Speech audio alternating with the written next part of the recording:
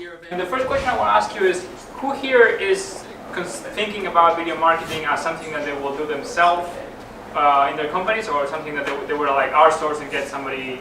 So who is doing it themselves, with like getting the camera and recording the video, or doing it from your phone?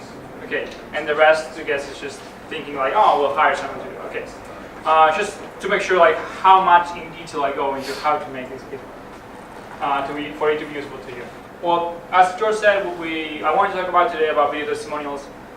I think it's one of the most powerful videos you can make for your marketing strategy, to try to while your audience is researching about what product should they buy, what solution should they use for their company. This is one of the things that will help them get into your sales funnels and really get in touch with you. So the basics of video testimonials. When we're talking about reviews, when we're talking about people talking about us, the key element here is authenticity. So that's why video testimonials are the most powerful form of reviews or testimonials, and that is because they are the hardest to fake. It's much more trustworthy to see a person in front of the camera talking about something than to read a quote on a website and see a picture that could be from a stock website. So that's why this is so valuable and so useful for testimonials. So you do them through video, with the added value that you can find in any video, which is higher engagement and etc. And when we're talking about testimonials, we should think about it as it's not about you, it's not about your product, it's not about the features, and it's not about how wonderful it is. It is about that person, their journey, and what are the benefits for them.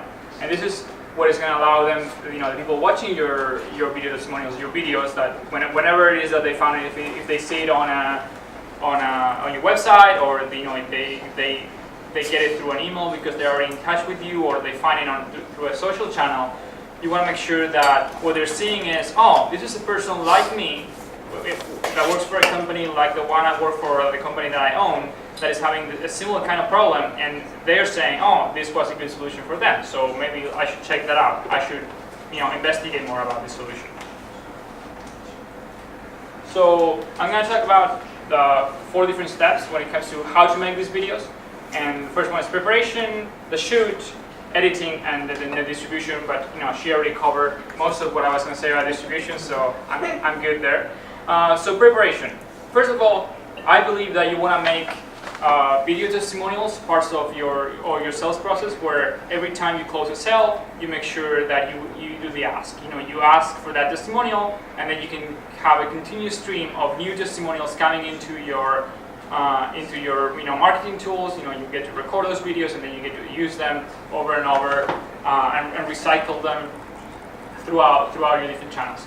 So the first thing is make sure that you're asking for those testimonials. At that point, you are in a conversation with your clients. Is the perfect moment to do so.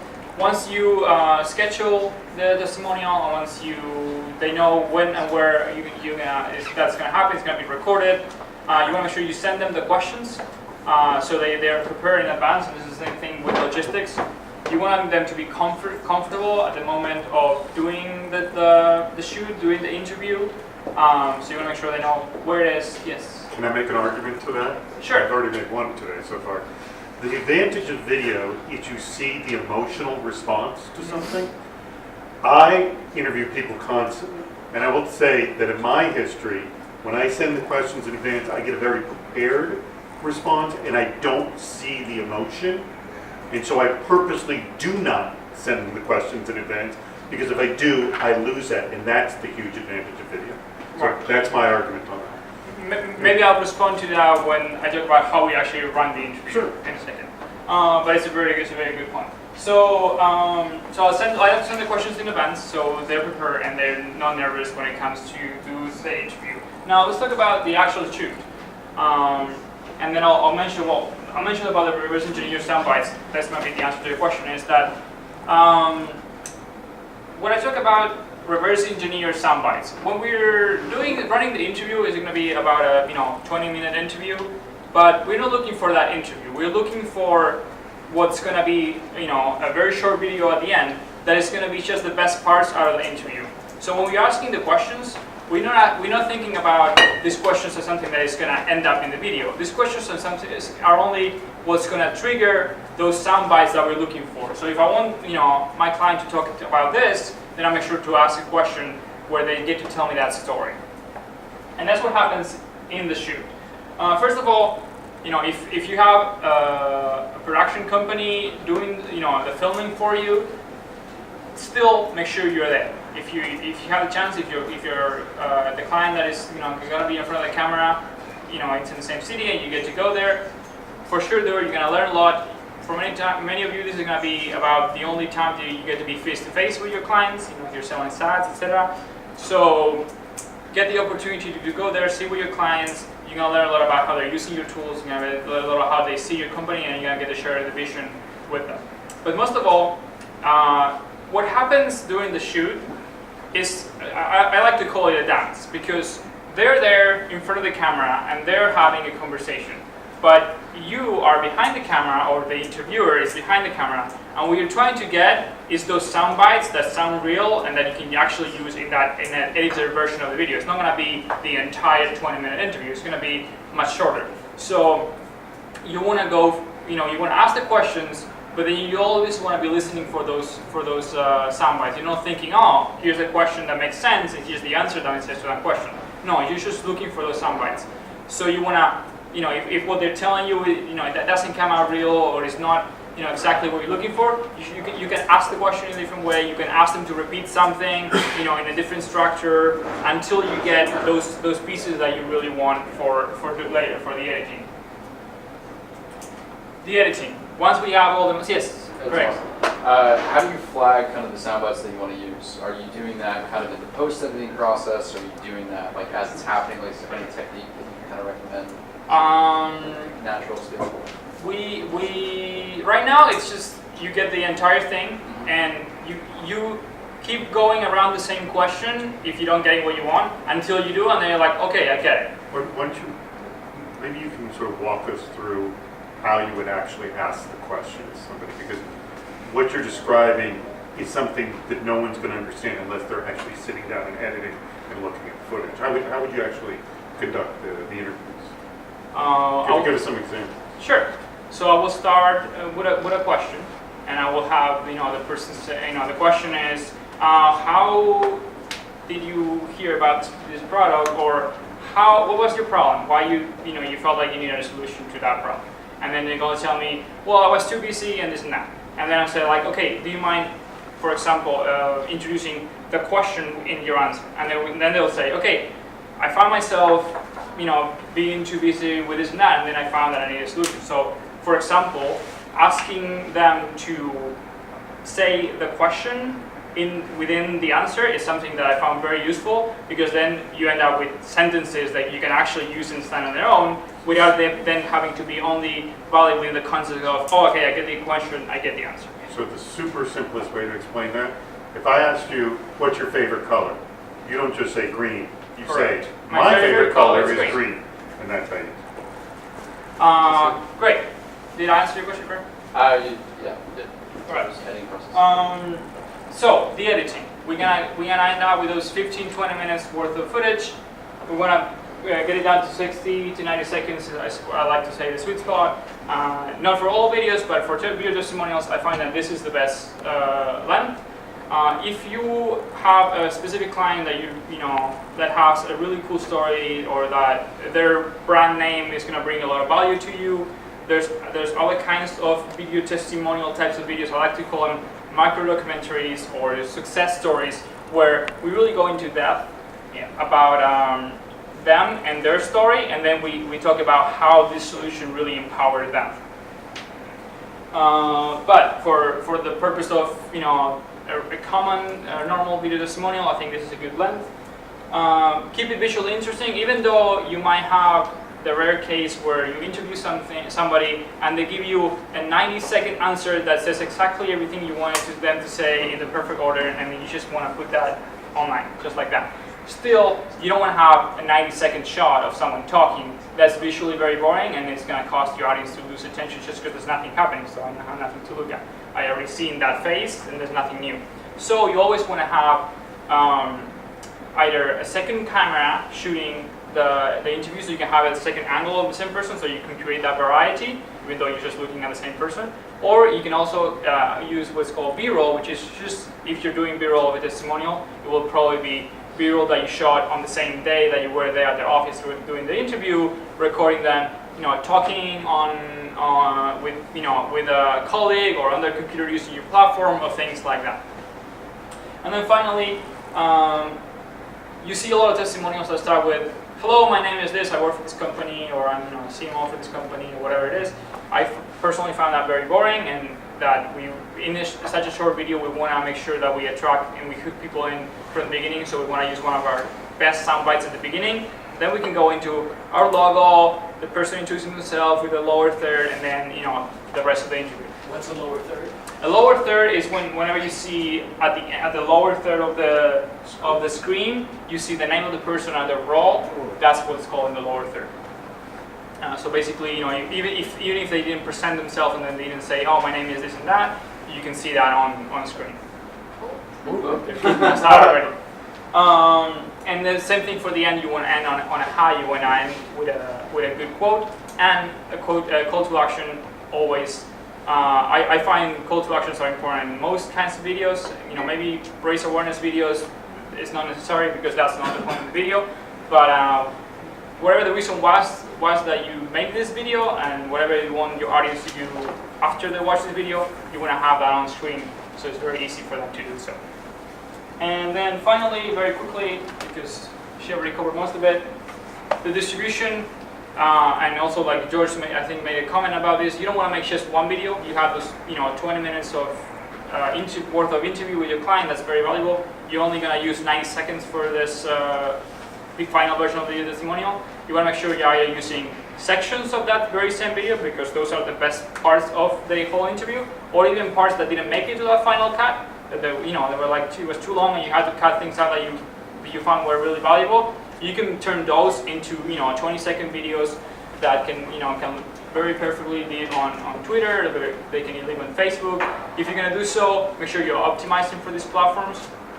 For example, like she said, you want to have subtitles baked in the videos. If you're doing videos for Facebook or Twitter platforms where the feed is muted, so people can not just see but they can actually get engaged with with text and get, "Oh, this is about marketing. I'm interested in marketing. Let me see what she's saying."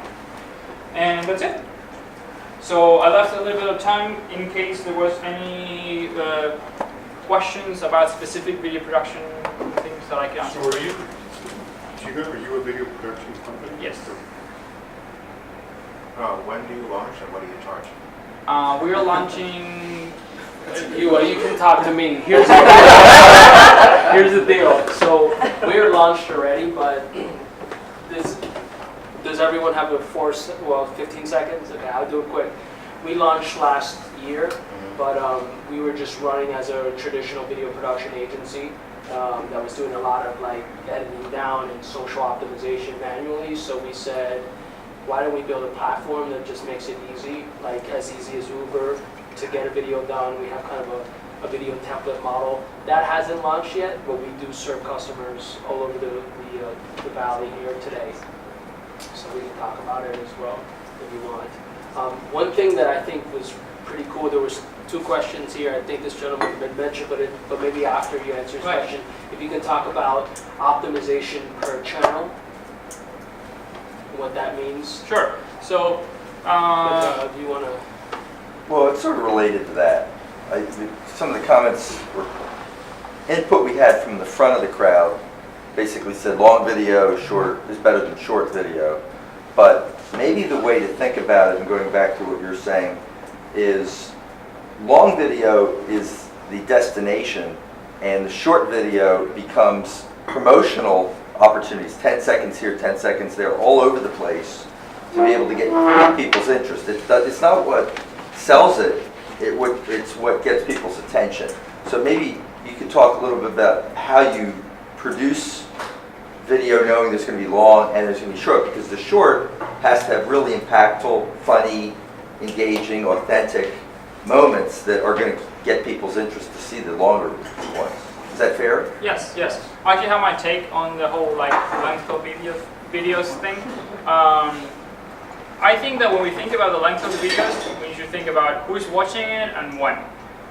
So there's not necessarily the perfect length for every video. You know, movies tend to be about 2 hours long, and that's just how we've been rolling with movies. And commercials, they're 20 seconds, and there's a place for that. I personally think that if you're talking about marketing or sales videos, where your viewers are in their in the sales cycle, where are you on the final or the sales cycle?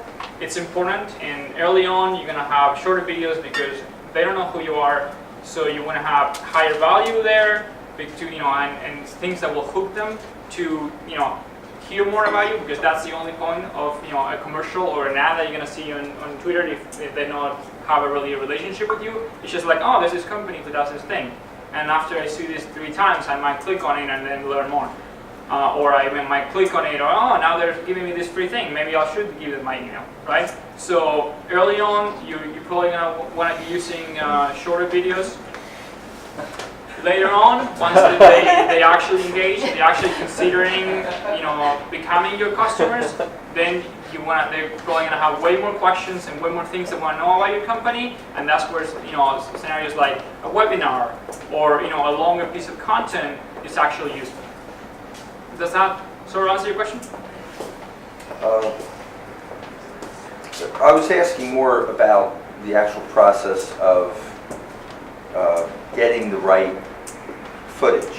Oh, all right. Like, what works in a longer video can be substantive. What works in a shorter video tends to be more funny, authentic, pithy, something that just is attention grabbing. Right. So how do you do both? How do you do both? I will say that lots of educational content, which is usually people talking, and that's going to be the most part of it, tend to be more useful and it's more permissive to do those kinds of content when it comes to longer pieces. So interview style, when you have a two camera setup or a 4 camera setup, and you have 2 people talking and having a conversation about a topic, or you have whiteboard videos when someone is explaining content, or content that you recorded at a live event like this that becomes a piece of content that is going to be either for access only or where you're trying to explain a point. Now, when it comes to short pieces of content, because they're usually used in situations where you don't have such a strong relationship with the viewer, then you want to have pieces that are more polished in most cases, because you want to make sure that they're attractive and they are in parallel to where they're going to live. And if this is going to live in a Twitter feed or it's going to live in a Facebook feed, you want to make sure that the kind of content that you're putting out has the finish, has the look of all other things that are going to be there, and it doesn't look cheap in a sense, right? If you're sending a personalized email to somebody that is just for them, as you going through a proposal, right? It doesn't matter that you did that with the camera in your laptop, because you're talking to them and it's 10 minutes long and they're gonna watch it because it's a communication directly to them. Now, if you're making a Facebook video ad or a Twitter video ad, you want to make sure that has a higher level of attractiveness and flashiness, because it's just gonna be something on a feed that the person watching it doesn't really have a relationship with you so far. And how do you optimize it for the feed? Most of these videos now on Facebook and Twitter and so on are muted. Right. Right. Like, so how do you start to sort of compete with all the freaking noise that's in my feed today? Sure. So different platforms have different nuances. Instagram is square and it's still square, and that most videos that we record is not, right? And Facebook and Twitter have muted feeds now, or it's autoplay but it's muted, and you want to make sure that your video is complying to those nuances of each platform in order to be seen in the perfect way. For instance, Twitter has this thing where when you upload a video to Twitter natively, the first frame of your video is going to be like the thumbnail until the video actually loads. So when you're scrolling, you're gonna have the image of the first frame until the video starts loading on autoplay. Now, most videos, the first frame is not either something real because you have just a blank screen before your logo comes out, or it's just a weird frame of someone with their mouth open or something like that. So you want to make sure that when you're uploading a video to Twitter, that you create a thumbnail within the video where the first frame, it's actually what you want people to see for a second until the video actually loads and starts playing. Facebook, it doesn't have captions as default in the feed. So you want to make sure you do burn captions, so you actually imprint the captions not as an external file, as a caption file like we can upload to a YouTube video or even Facebook, but they actually burn in the video, so when they're scrolling and the video starts playing, they actually can see the text, especially in those first 10 seconds, so they stop and read it. That happens with clips too. And then for Instagram, something that works very well So what platform were you saying the very last one? Facebook. It doesn't need to be burned in, you just upload a caption file. You can upload a caption file. The question with that is that does the person has captions as default? No, so for actually by default, what happens is when it plays silently, the captions play automatically, and if you hit the sound, the captions turn off. That's all. Perfect. And finally, Instagram. In Instagram, you get square videos. So one thing that works very well is to optimize a regular recorded video, an HD recorded video for Instagram, is that you make it ad center, you put a title up top, and you make captions at the bottom added, and then that creates the aspect ratio 1:1, and that is what I would say an video optimized for Instagram. Does that? Yeah. Are you asking? And I thought the other thing that you were asking was, and this is kind of, we work together all the time, so we're chopping these things. My experience has been, if I'm doing a customer testimonial video or an interview, I am going to ask questions that hopefully will generate some sort of funny, sort of like high energy, sort of kind of segment or snippet that then I can use to generate the 20 or 45-second video that I'll use to drive to the longer version or something, right? So, for example, we did this documentary series last year, was it? Called Startups Unedited, right? And these interviews were about 20 minutes. I wanted to kill myself, but anyways, way too long for. Anyways, but what we did was then start to watch that 20-minute video and start to pull out these funny, high-energy kind of sound bites from there. Produce a 30-second, 45-second video with a call to action that says watch the full interview on YouTube usually, right? So that's how we were doing it. Now I think the tone, and the content is driven by the questions in that situation that I was asking. And I had in the back of my mind, I might ask a question and I got a lame response. I might ask that same question in a different way. And add some color and so on to the way I was asking it, and that might actually pull out some sass or whatnot from the interviewee. And then you do have to go down, go through the video and post-produce it, and that's really the harder stuff. But so you're hoping that you get that. It doesn't always happen. The other way to do it that Tommy does with us and our staff is we'll do kinetic text, and using animation in that little video. So one of the things we recommend is actually adding animation to your logo, right? So taking your assets, your marketing assets, and making them video ready, right? So our logo is the camera thing, and it comes out. So as soon as the video plays, it slides out, and it's very clear that I have some motion, have a video playing as opposed to a still image. So those sorts of things, using the kinetic text that says something to capture the person's attention in those shorter videos, and having a lot of that video featuring these animation, that seems to be kind of like the recipe for success. And it's almost like a Giphy type experience, but it is a video.